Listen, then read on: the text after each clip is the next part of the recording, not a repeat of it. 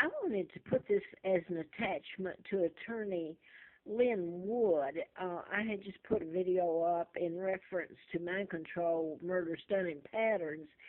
I understand that he may represent Ross Harris's wife, and he's been accused of uh, killing his son, Cooper, by leaving him in a car. It's a horrible thing to happen to your child, and more so to live with it when you don't understand why it happened. So this is where they need to address all of this, and I don't think they're going to at this stage. I don't know. I hope so.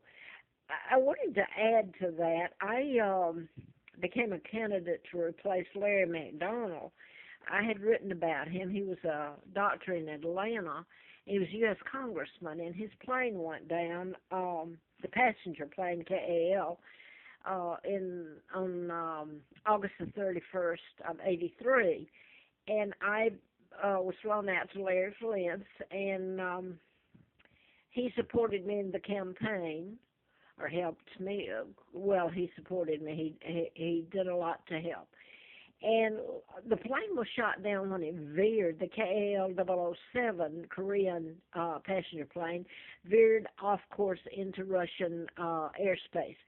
Now then, I deliberately haven't said anything about the Malaysian that just went down yesterday, the 17th.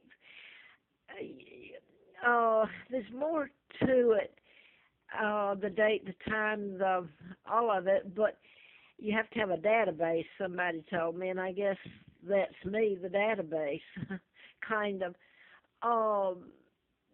But anyway, I was listening to the news today, and I think it's Cooper, Anderson Cooper, excuse me, who said they had to find out why the plane went into that airspace over, well, it's Russia and the Ukraine, into that certain airspace. So I don't know. Maybe it's another case, and it looks like a bomb hit it.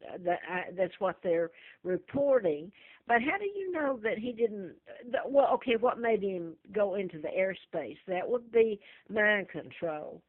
So anyway, that's my thoughts on that one, and I pretty much can tell you that's true. I can. But I wanted to continue. I wanted to say something on here because I would like for the mother of Cooper Harris to know the truth about what happened. I mean, people hate me. It's almost like they think I commit the crimes. I don't have the power to even live. I've lived a horrible life. And I went to the grocery store today, and I can hardly walk, and I'm not living in good conditions whatsoever. I don't have much money to live on at all. And I looked, people really hate me. They really do. It's almost like if I just went away and vanished, everything would be okay, which is a joke in itself. But I looked at the people around me at Walmart that had their carts filled to the brim. They had really good foods, and part of them looked like they were getting it off welfare, all of it. But anyway, my point is they had foods and baskets you couldn't believe. I had hardly anything to eat. Anyway, I can't even get a tooth filled.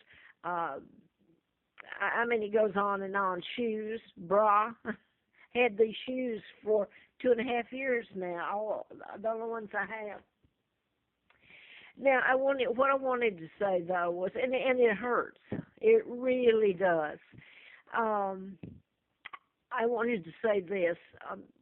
I worked for Fred Simpson, the Madison County District Attorney, in 80 after I'd been filled full of antifreeze, April the 1st of 80 after having done the book and all that. And I found out in 83 about my kidnapping and my real name. But I wanted to go back to, I worked at the district attorney's office, Simpson, and lived at Warren House, which gets into what I'm talking about, the patterns, like Warren Commission, the Kennedy assassination, and Simpson was supposed to, Wallace Simpson married my father and became the Duke and Duchess of Windsor, which is a lie. My father, King Edward VIII, a decent, good man that they have defamed. They kidnapped me, his daughter. I was born in 39. My father was married to my mom, Claudia O'Keefe, from America, from Madison, Wisconsin, Georgia O'Keefe's sister. Now then, a 99-year seal was put on it, and my Uncle George became the illegal George VI. That's Elizabeth's father. Joe Kennedy was ambassador to England, appointed by Roosevelt, and I have pictures of that I'm not going to pull out right now. This is Wallace Simpson and the double. And all this has been carried out, and you've got President Obama up there crucifying the Soviet Union for downing the plane, or saying that they were behind it, or inferring. And I wonder who thinks they're, I mean, it's so preposterous. Hands are clean. The United States, my God, they won't even tell about this. The biggest takedown in lying history, and what's happened to me and my sons. I wanted to continue, though, about this before the video goes off. There was a murder. There was a lady, Bishop, Amy Bishop. She was a professor, University of Alabama in Huntsville, Alabama. And she went in one day and shot 3 fellow professors. And if I'm correct, this is back in 2010. I believe all 3 died. And then they went back in her history and found out that her brother had been shot up in Boston. So anyway, I called her attorney, Miller, and he reminded me, I didn't remember it, but he said that he had worked with me briefly in the district attorney Simpson's office. Well, I think he would have been willing to try to tell about it, but then they have so defamed me, you would not get any of the truth. And if you can imagine trying to prosecute this and tell it and make people listen, the thing is that he had to plead her insane.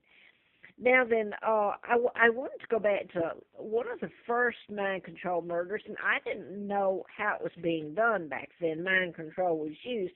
I knew that he was murdered.